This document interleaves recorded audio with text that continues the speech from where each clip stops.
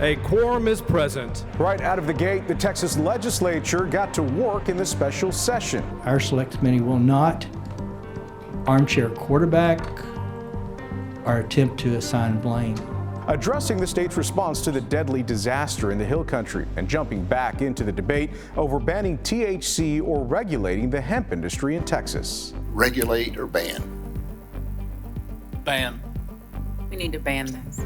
But the issue that appears to be driving division in Austin right now? This isn't redistricting, it's rigging! The effort to redraw the congressional lines in Texas. The first hearing leading to an outburst from one person signed up to speak.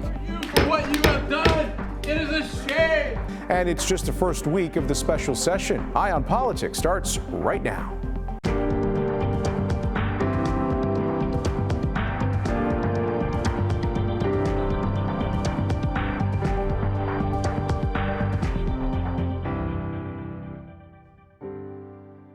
Hello again, everyone. Ken Molestina here in for Jack Fink today. It has already been a very busy first week of the special session.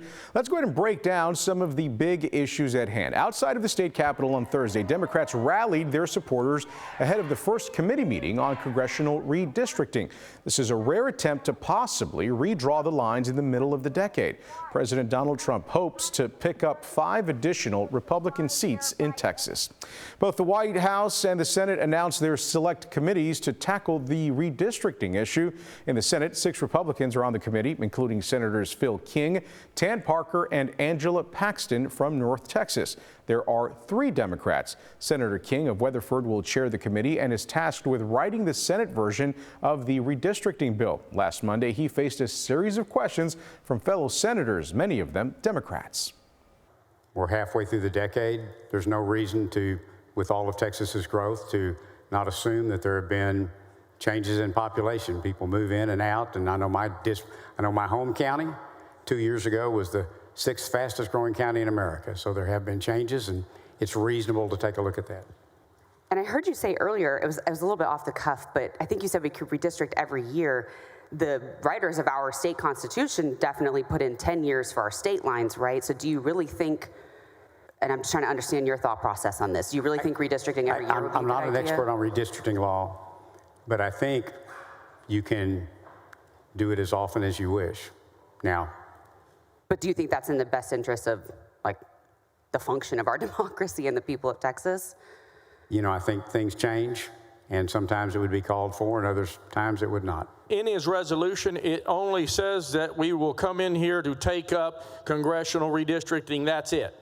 It doesn't say anything to what the Department of Justice letter said, that the previous congressional districts in Texas constitute unconstitutionally based racial gerrymandering. His call doesn't suggest that. The call says what it says. I can read it again if you would like. No, I don't need you to read it. It doesn't say this, does it? Well, what it says is specifically legislation that provides a revised congressional redistricting plan in light of constitutional concerns raised by the U.S. Department of Justice. What communications have you had with the Department of Justice? None. What communications have you had with the Trump administration? None. Well, over in the House, it's a 12-9 split between Republicans and Democrats. Among the local Republicans on the committee, Representatives Charlie Green, John McQueenie, Katrina Pearson, and David Spiller, as well as Democrat Chris Turner. North Texas Representative and committee member David Spiller told us that he's holding off for now on taking a position on redistricting. I'm just going to keep my powder dry on that and just say, look, we just need to hear the testimony from interested persons and look at that, and we can make a determination what, if anything, needs to be done. The House committee held its first hearing in Austin on Thursday, and the Republican leading the committee faced more questions about why the legislature needed to address redistricting right in the middle of the decade. But no, I have not communicated with the Office of Attorney General regarding this redistricting process. Have you seen any proposed maps that the White House has sent, no. Or President Trump's operatives have sent? No. I believe the only map that I have seen is the one that was posted to the public portal, which I reminded everyone, anyone in the public is invited to submit a map. Just because a map is put onto that portal does not mean in any way that that is a map this committee was intending to take up or otherwise. The public is free to submit whatever the public wants. Okay. So you've seen, no one has sent you any maps for this committee to consider? No. That first hearing lasted over 6 hours. Speakers were given a time limit to present their arguments. And at one point during the hearing, as one speaker's time ran out, it became contentious. No, I'm not going to finish. Witness's Because time has ultimately, expired. I'm not finished. Because ultimately, who doesn't have a say in this are the people of this state, the 40 million people that you guys just kicked Witness off will come to healthcare, order. The people of this state. The witness that are now does gonna not. have The to witness go is not without SNAP recognized. As a result of what you guys have done, this is a result of your policies, and you have no shame. Okay. You have no shame. None. The witness. Zero. The witness. You have no shame for what you've done. And I think that we all should be standing up here and signing up. Just cut off his mic. The witness was eventually and forcibly removed from the room. Nearly 2 more hours of testimony were heard after that. While Democrats have characterized the redistricting effort as a power grab, they've talked openly about ways to block it. They've also mentioned filibusters and staging a walkout to break quorum. But after walking out 4 years ago to protest voting restrictions, the House adopted new rules. Lawmakers who break quorum face a fine of $500 a day. The House Congressional Redistricting hearing comes to North Texas next Monday. It'll be held at UT Arlington's Rosebud Theater inside the Hereford University Center on West 1st Street. The meeting is scheduled to start at 5 p.m. The legislature began its review and investigation into the response to the deadly Hill Country flooding last week. During a joint meeting of representatives and senators, the chair of the Senate committee addressed the tone that he wants to see set for those hearings. Our select committee will not armchair quarterback or attempt to assign blame. To do so would undermine the very goal in the committee's creation. The goal of our committee is to find constructive policy solutions which will prevent future loss of life like what our state has suffered over the past few weeks. Lawmakers learned during the hearing about the communication issues as first responders couldn't communicate with each other because their radios are not compatible. Also, the lack of training or minimum qualifications for local officials serving as emergency management coordinators, and that the state doesn't have reliable contact information for some local emergency managers. The head of the state's emergency management division also addressed volunteers who came out in droves to help those flooding victims and the families. We want to really work with you on volunteer management. As you heard, we had 17,000 volunteers show up. And a lot of those were just good-hearted Texans, good-hearted Americans, bringing their resources, their time and treasure, their heavy equipment, working really hard around the clock for no thanks and no pay. That was most of them. But then there are the others that we really need to keep an eye on as well. So we have an organization that you funded several sessions ago called the Incident Support Task Force, the Disaster Recovery Task Force. We have the capability to, in real time, within the first 12 hours of an incident, the first operational period, set up a volunteer reception center where all volunteers should go, and they should check in, and they should share with us their capabilities and what they're capable to do. Are they unskilled labor? Or are they electricians and carpenters? Are they want to help sort clothes, or do they want to search for live and missing victims? Fact of the matter is, people come in so quick that we can't control them sometimes, and we don't know who they are. Yet they're going through all of your personal belongings. They're in places that nobody else is supervising or watching them. And I think we should have a deliberate conversation, whether it's here or some point in the future, about making volunteers check in at a location for their safety and for our safety and for their coordination and communication. You may recall that during the time that we were searching, there were several times we had to evacuate the river because of ongoing flooding. When the volunteers check in at a volunteer reception center, they share with us their cell phone number, and they can text a code to us that I can then communicate with them that says, hey, something's coming, get off the river. Or, hey, I need you to check in. The other thing is, once I'm tracking those volunteer hours, we can then use those for in-kind donations from the local community or the state in our FEMA matching grant program. So there's a really good resource and a reason to do this. Well, the Joint Committee will hold their next hearing on Thursday in Kerrville. They expect to hear from local first responders and from flood victims. Now let's talk about the hemp industry and its regulation, because last Tuesday a Senate committee unanimously voted to send a bill banning THC to the full Senate. The bill is nearly identical to the one that Governor Abbott vetoed last month. Andrea Lucia was there for the hearing and explains the full Senate is now poised to once again pass the legislation. This bill is certainly expected to sail through the Senate, and that could set up a showdown between some top Republican leaders. Governor Abbott explicitly asked lawmakers to regulate, not ban these products. Senators today argued that's not going to work. We'll regulate it. We'll regulate it by banning it, because we've tried regulation on other things. State senators are standing firm behind an outright ban on publicly available THC. And it's a one-word answer. Regulate or ban. Ban. We need to ban this. Allen Police Chief Steve Dye and Kaufman County DA Early Wiley were the first of several invited witnesses to argue most hemp-derived products on the market today are harmful. When I went into the largest of the three warehouses, it looked like a giant candy store. Chief Dye, who's led raids of hemp stores and warehouses, argues regulation would be too difficult and costly to be effective. Regulation would likely be seen as the industry as carte blanche legalization. Advocates, though, argue a ban would close hundreds of businesses and hurt Texans who use these products.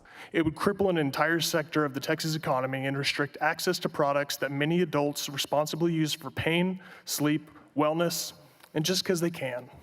Hemp-derived consumables are affordable, accessible, and effective. Mitch Fuller represents the Texas VFW and says many of its 65,000 veterans see the industry as an alternative to alcohol and opioids. But senators dismiss those claims. As a veteran, I'm particularly offended and aghast at using veterans. I'm offended that he's offended that, we're taking a stance on this. Again, no one's using this. That we are doing this on our own volition because it helps us. It works. Andrea Lucia, CBS News, Texas. On social media, Lieutenant Governor Dan Patrick celebrated Tuesday's vote as he continues to push for a complete ban. Now, why are we standing so strong on a total ban as opposed to some regulatory scheme? It's because in Texas, we listen to law enforcement. Law enforcement has never been more united on an issue to ban these products. We also listen to the Texas Medical Association and the Pediatric Society. And most importantly, we listen to the victims of this terrible scourge of drugs that's being sold to both young people and adults.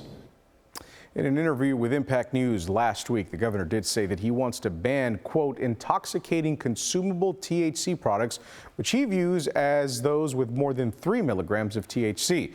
That's still more than the Senate seems to want to allow. A lot more to come on this issue and others, that's for sure. After the weekend off, both chambers get back to work on Monday.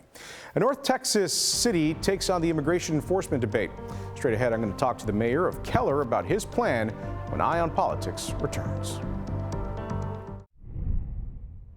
The mayor of Keller is getting into the middle of the immigration enforcement debate, a focal point for the President Trump administration. He told me that he's ready to start helping ICE officials in their efforts to deport immigrants who are in the country illegally through a program known as 287G. It's a controversial move, so I sat down with Mayor Armin Mazzani to get some answers.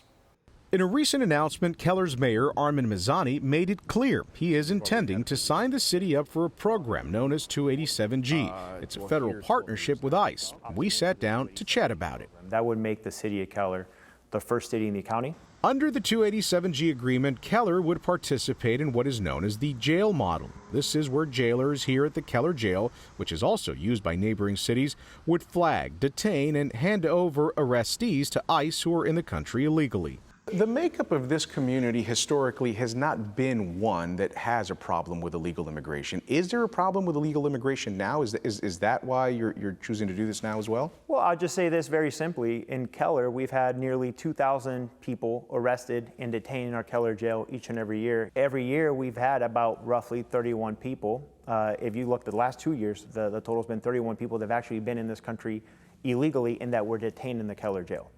And so, to me, that's actually a staggering number. Your critics will say he's running for state office. He wants to be a state senator. He has further aspirations even beyond that.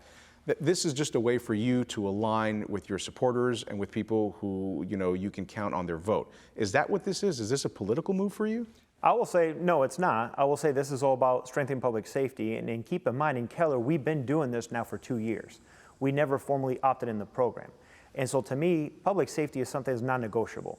And so at the end of the day, we're going to do what we can to strengthen that. Tarrant County already has the same agreement at its jail, but Mazzani says this is not going to be redundant because not everyone arrested within the city limits here is transferred to the county facility. He says the intention to collaborate with ICE will send a strong message. If you're going to pass through Keller or Southlake or Roanoke or Westlake or Colleyville and you are here illegally and you decide to commit a crime, the message is we will find out who you are. We will report it to the appropriate federal authorities.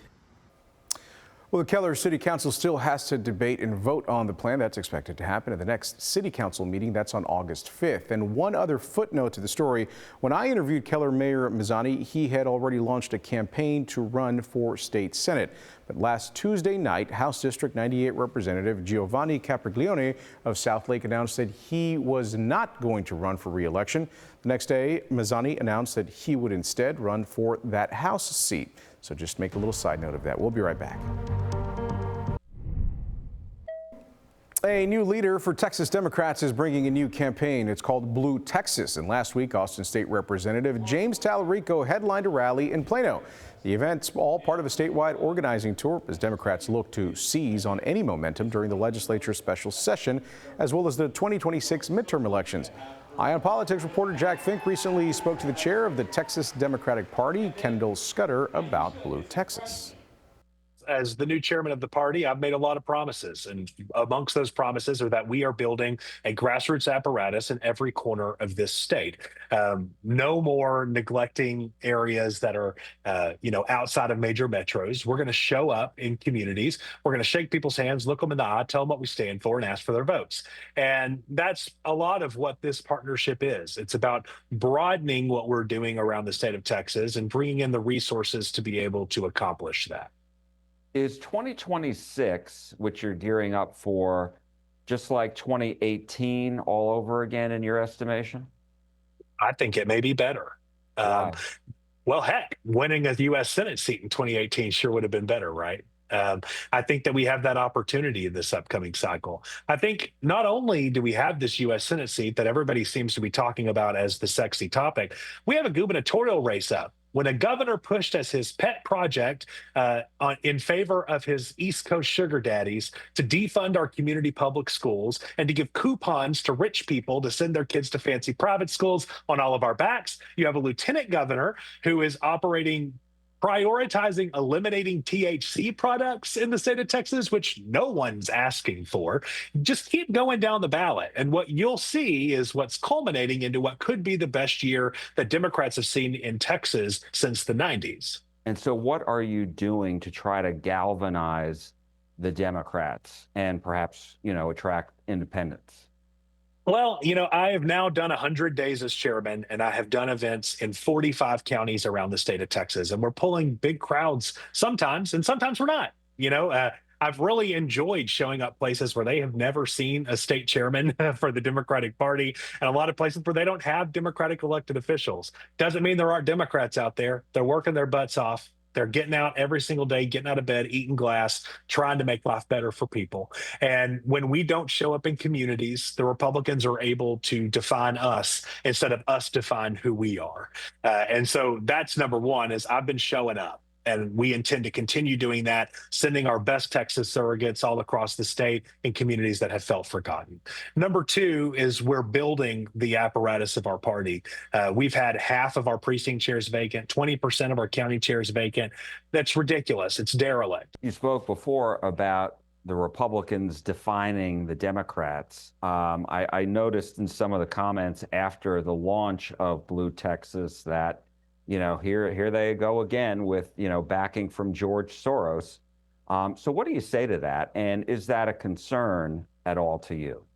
I am not going to let a bunch of dudes with a bunch of sugar daddies in West Texas and on the East Coast start lecturing us about having resources coming into the state to help.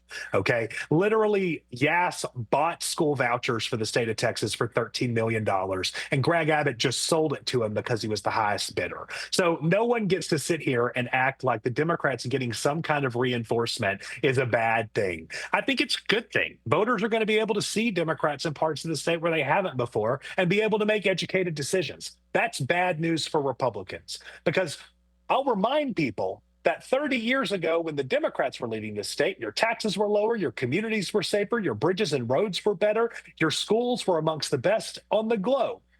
How's that going for you? You feel like things are better for you now after 30 years of Republican leadership? I don't think you do. And so the Democrats having the resources to show up and around the state and talk about what our visions are, what we're going to do to try to make life better for people, and particularly to make sure that people see the impacts of what Republicans are doing.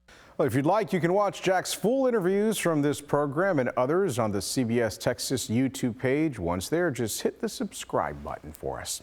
That's all for Eye on Politics for this Sunday. Thank you so much for watching. I'm Ken Molestina in for Jack Fink this week.